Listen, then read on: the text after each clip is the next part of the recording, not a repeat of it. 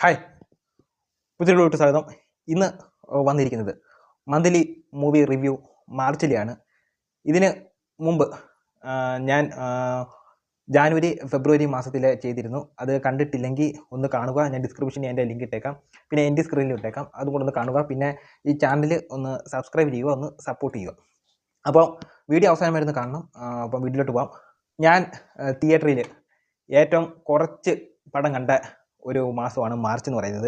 കാരണം ബാക്കിയുള്ള പടങ്ങളിൽ എന്ന് പറഞ്ഞാൽ ഏറ്റവും ചവറ് പടങ്ങളാണ് ഏറ്റവും കൂടുതൽ ഈ മാർച്ച് മാസത്തിൽ ഇറങ്ങിയിട്ടുള്ളത്. അത് ഏതൊക്കെയാണെന്ന് വീഡിയോയുടെ അവസാനം ഞാൻ പറയാം. പിന്നെ ഇറക്കിയ കുറച്ച് സിനിമകൾ, തിയേറ്ററിൽ ഇറക്കിയ കുറച്ച് സിനിമകൾ ഇവിടെ പോസ്റ്റർ കണ്ടിട്ട് ചെന്നിട്ട് അവിടെ ഇപ്പം ആളില്ലാത്തതുകൊണ്ട് ഷോ ഇല്ലാത്തതുകൊണ്ട് കാണാൻ പറ്റിയില്ല. ഇതിനകത്ത് പറയുന്ന പകുതി പടങ്ങളും അതൊക്കെ തന്നെ. പിന്നെ ചവറ് പടങ്ങൾക്ക് തിയേറ്റർ ഇല്ലാത്ത കുറേ പടങ്ങൾ വന്നിട്ടുണ്ട്. അതിൻ്റെ ഡീറ്റെയിൽ ഞാൻ വീഡിയോ അവസാനം പറയാം. ഫെബ്രുവരിയിലെ പൊട്ടാസ് ബോംബിന് ശേഷം ഫെബ്രുവരിയിൽ ഇടം കിട്ടാതെ മാർച്ചിലോട്ട് തള്ളി റിലീസായ പടം. മാർച്ചിൽ ആദ്യത്തെ റിലീസ് മാർച്ച് 7-നായിരുന്നു. ശരത് ചന്ദ്രൻ്റെ ഔസേപ്പിൻ്റെ ഓസ്യാത്ത്. ഈ ഒരു പടം ഞാൻ കണ്ടില്ല, ഞാൻ കണ്ടില്ല. കാരണം ഇത് എവിടെ ഓടിയെന്ന് എനിക്കും അറിയത്തില്ല. ഇപ്പം ഞാനിത് മാർച്ചിൽ റിവ്യൂ ചെയ്യുന്നതുകൊണ്ട് തപ്പിപ്പിടിച്ചെടുത്തതാണ്. ഇത് ഇറങ്ങിയപ്പോഴാണ് നോക്കുന്നത് ഇതുപോലത്തെ ഒരു പടം ഇറങ്ങിയിട്ടുണ്ടോ എന്ന്. ഇത് മാത്രമല്ല, ഒരു അഭിഷേകം ഒരു ഘോഷയാത്ര റിലീസായിരുന്നു മാർച്ച് 7-നുള്ളത്. അത് കൂടുതലും ചവറ് പടം. അത് ഞാൻ തുടക്കത്തിൽ പറഞ്ഞു വിട്ട് അവസാനം ഞാൻ പറയാം. ഔസേപ്പിൻ്റെ അവസ്ഥയകത്ത് എന്ന് പറഞ്ഞാൽ ആരും കാണാതെ ഗതി കിട്ടാതെ തിയേറ്ററിൽ 8 നിലയെന്ന് പറയാൻ പറ്റത്തില്ല. തിയേറ്ററിൽ ഷോ ഉണ്ടെങ്കിൽ പൊട്ടി എന്ന് പറയത്തുള്ളല്ലോ. ഇത് അവിടെ കിടന്ന് നരകിച്ചു പോയ പടം ഔസേപ്പിൻ്റെ ഓസ്യാത്ത്. അടുത്ത മാർച്ച് 7-ന് തന്നെ റിലീസായ അടുത്ത പടമാണ് ഉത്സവ് രാജീവും ഫഹദ് നന്ദും കൂടി ഡയറക്ഷൻ ചെയ്ത പരിവാർ. ഈ പടം ഒരു കോമഡി പടം. ഇത് ഞാൻ റിവ്യൂ ഒക്കെ ഞാൻ കണ്ടിട്ടുണ്ടായിരുന്നു. ഞാൻ പടം കണ്ടില്ല. തൊട്ടടുത്തൊന്നും ഇതുപോലെ ടിക്കറ്റില്ല എന്ന് പറഞ്ഞാൽ ഷോ ഇല്ലായിരുന്നു, അതുകൊണ്ട് ടിക്കറ്റ് ഇല്ലായിരുന്നു. അതുകൊണ്ട് അതും കണ്ടില്ല. ഇതൊക്കെ OTT വരുമ്പോൾ കാണണമെന്ന് വിചാരിച്ചിരിക്കുക. ഇത് കണ്ടില്ല. ടോട്ടലി നോക്കുകയാണെങ്കിൽ ഒരു ദിവസം കഴിഞ്ഞിട്ട് തിയേറ്ററിൽ നിന്ന് വാഷ് ഔട്ടായി പോയ പടം പരിവാർ. 8 നില പൊട്ടേ. മാർച്ച് 27 3 റിലീസായിരുന്നു ക്ലാഷിന് വെച്ചിട്ടുള്ളത്. അതിൽ ഇപ്പോഴും നിറഞ്ഞ സദസ്സിൽ ഓടിക്കൊണ്ടിരിക്കുന്നു. ഇൻഡസ്ട്രി ഹിറ്റിലോട്ട് അടുത്തോണ്ടിരിക്കുന്നു. 200 കോടി കഴിഞ്ഞ് 300 കോടിയിലോട്ട് അടുത്തോണ്ടിരിക്കുന്നു പൃഥ്വിരാജിൻ്റെ എമ്പുരാൻ. കുറേ വിവാദങ്ങൾ വന്നിട്ടുണ്ടെങ്കിലും അതൊക്കെ അതിജീവിച്ച് പടം നല്ല രീതിയിൽ പൊയ്ക്കൊണ്ടിരിക്കുന്നു. ഇപ്പോൾ ഈ വീഡിയോ ചെയ്യുമ്പം തന്നെ ഒരു വാർത്ത വരുന്നുണ്ടെന്ന് പറഞ്ഞാൽ ആൻ്റണി പെരുമ്പാവൂരിന് നോട്ടീസ് പോയിട്ടുണ്ടെന്ന് പറഞ്ഞൊരു വാർത്ത ഇപ്പം വന്നിട്ടുണ്ടായിരുന്നു. എന്തായാലും അത് വഴിക്കോട്ട് പോട്ടെ. സിനിമ ഒരു രീതിയിലൂടെ കയറി കൊളുത്തി നല്ല രീതിയിൽ പൊയ്ക്കൊണ്ടിരിക്കുന്നു. അത് ലാലേട്ടൻ്റെ കുറേ വർഷങ്ങൾക്ക് ശേഷമുള്ള ഒരു ബ്ലോക്ക് ബസ്റ്റർ. ലാലേട്ടൻ ഒരു പാൻ ഇന്ത്യൻ ലെവലിലോട്ട് അത്രയോട്ട് ആയില്ലെങ്കിലും ഏകദേശം പഴയ ഒരു ഫ്ലോപ്പുകൾ എല്ലാം മാറ്റി എടുത്ത പടം. ഈ ഒരു പടത്തിനെ പറ്റി പറയുവാണെങ്കിൽ ഈ മാർച്ച് മാസത്തിലെ കുപ്പ കൊട്ടയിലെ മാണിക്യം ആയിട്ട് വന്ന ഒരു പടം, അതായത് എടുത്തു പറയേണ്ട ഒരു ബ്ലോക്ക് ബസ്റ്റർ ആയിട്ട് വന്ന ഒരു പടം എമ്പുരാൻ. പിന്നെ ഇതിൻ്റെ കൂടെ ക്ലാഷ് വെച്ച വേറൊരു പടമാണ് തമിഴിൽ നിന്ന് വന്ന ചിയാൻ വിക്രത്തിൻ്റെ അരുൺകുമാർ ഡയറക്ഷൻ ചെയ്ത വീര ധീര സൂര. ഈ 2 പടമേ ഞാൻ തിയേറ്ററിൽ കണ്ടിട്ടുള്ളൂ. ബാക്കിയൊന്നും പടങ്ങൾ കണ്ടിട്ടില്ല. കാരണം ഇതൊക്കെ നേരത്തെ പറഞ്ഞതൊക്കെ തന്നെ. ഈ വീര ധീര സൂര എന്നുള്ള പടം എന്ന് പറഞ്ഞാൽ പടം നല്ല രീതിയിൽ നല്ല അഭിപ്രായം കിട്ടിയിട്ടുണ്ട്.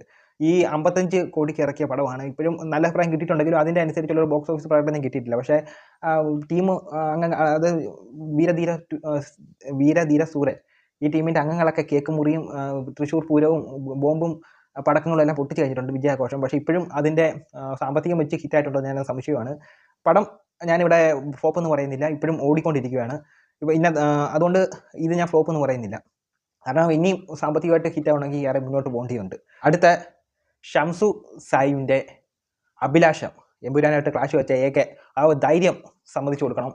അങ്ങനെ ഇറക്കി. അത് അറിയാലോ, ഇതുപോലത്തെ പടത്തിന് മുങ്ങിപ്പോയത്. അത് നല്ല അഭിപ്രായം കിട്ടിയിട്ടൊന്നുമില്ല. പടം 8 നില പൊട്ടി.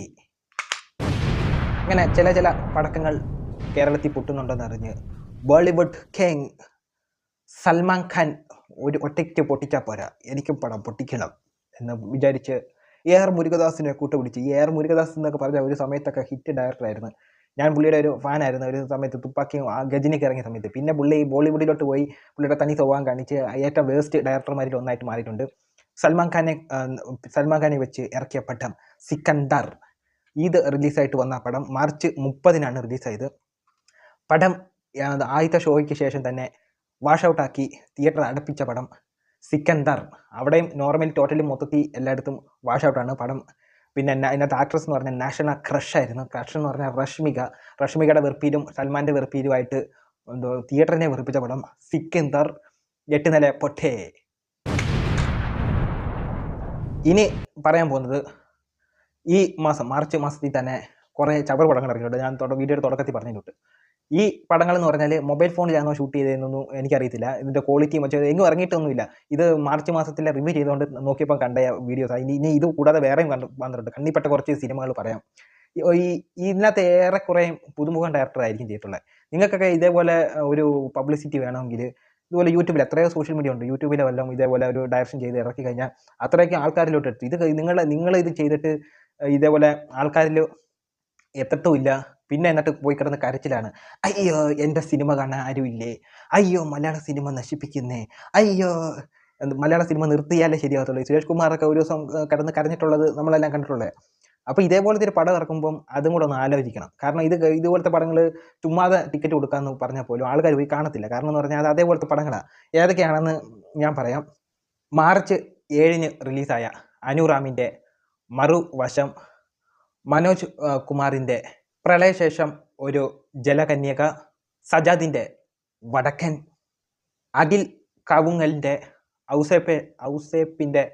ഔസേപ്പേട്ടൻ്റെ സൈക്കിൾ, ജെയിൻ ക്രിസ്റ്റഫറിൻ്റെ ഘടകം. മാർച്ച് 14 റിലീസായ അടുത്ത കുറച്ച് പടങ്ങളുണ്ട്. അതിൽ മഹമൂദിൻ്റെ രാക്ഷസി ലേഡി കില്ലർ, ചെറിയാൻ മാത്യൂസിൻ്റെ the waiting list and antidote, Anil ഡേവിലിൻ്റെ ഉറ്റവർ, ജോഷി പള്ളിത്തലയുടെ തിരുത്ത്. ഇത്രയും പടങ്ങളാണ്. ഇനിയും ഉണ്ടെന്ന് തോന്നുന്നു, കുറേ പടങ്ങളുണ്ട്. പക്ഷേ ഇത്രയൊക്കെ ചെയ്ത ഡയറക്ടർമാർ ഇത് ആൾക്കാരുടെ മുന്നിലോട്ട് എത്തിക്കാൻ നോക്കണ്ട. അല്ലാതെ ചുമ്മാതെ എന്നിട്ട് പ്രൊഡ്യൂസർമാരെ കിടന്ന് കുത്തുവാൾ എടുപ്പിക്കേണ്ട ആവശ്യമില്ല. പിന്നെ ഇത് ചുമ്മാതെ കൊടുക്കണ്ടെന്ന് പറഞ്ഞാൽ പോലും ആൾക്കാർ ഇത് കാണത്തില്ല ഇതുപോലത്തെ പടങ്ങളൊന്നും. അതുകൊണ്ട് ഇത്രയേ ഉള്ളൂ എനിക്ക് പറയാനുള്ളത്. ഈ പടങ്ങളൊക്കെ ഒന്ന് എത്തിക്കണമെങ്കിൽ വേറെ എത്ര പ്ലാറ്റ്ഫോം ഉണ്ട്, അതിനകത്ത് വല്ല റിലീസാക്കുക, OTT റിലീസൊക്കെ എത്രയോ പ്ലാറ്റ്ഫോം ഉണ്ട്. അതിലൊക്കെ കൊടുത്തെങ്കിൽ ആൾക്കാർ മുന്നിലോട്ട് എത്തിക്കാനേ. അപ്പോൾ ഇത്രയേ ഉള്ളൂ മന്ത്ലി മൂവി റിവ്യൂസ്. മാർച്ചിൽ ആകെ റിലീസായ എടുത്തു പറയേണ്ട ഒരു സിനിമയെന്ന് പറഞ്ഞാൽ ബ്ലോക്ക് ബസ്റ്ററായെന്ന് പറഞ്ഞാൽ എമ്പുരാൻ മാത്രമേ ഉള്ളൂ. തമിഴിൽ നിന്ന് 1 വീരധീര സൂര, അതിപ്പോഴും ഓടിക്കൊണ്ടിരിക്കുക. ഇപ്പോൾ എടുത്തു പറയേണ്ട റിസൾട്ട് ആയിട്ടില്ല. പിന്നെ സിക്കന്ദർ, ബോളിവുഡിൽ നിന്ന് സിക്കന്ദർ 8 നില പൊട്ടി. അപ്പം എടുത്തു പറയേണ്ട ഒരു ഹിറ്റ് മാത്രം വന്നു, കുപ്പക്കൊട്ടയിലെ ഒരു മാണിക്യം പോലെ എമ്പുരാൻ. ബാക്കിയുള്ള പടങ്ങളൊന്നും ഹിറ്റായിട്ടില്ല. ഒരു മലയാള സിനിമയിലെ ഒരു മോശം മാസമായിട്ട് മാർച്ച് പിന്നെ മാറി, ഒരു വെടിക്കെട്ട് മാസമായിട്ട് മാറിയിട്ടുണ്ട്. അപ്പോൾ ഇത്രയേ ഉള്ളൂ. അപ്പം പഴയ വീഡിയോസ് ജാനുവരി ഫെബ്രുവരി മാസത്തിലെ വീഡിയോസ് കാണാനൊന്ന് ശ്രമിക്കുക. അപ്പോൾ ഇത്രയേ ഉള്ളൂ. അടുത്തൊരു വീഡിയോ ആയിട്ട് വരുന്നത്.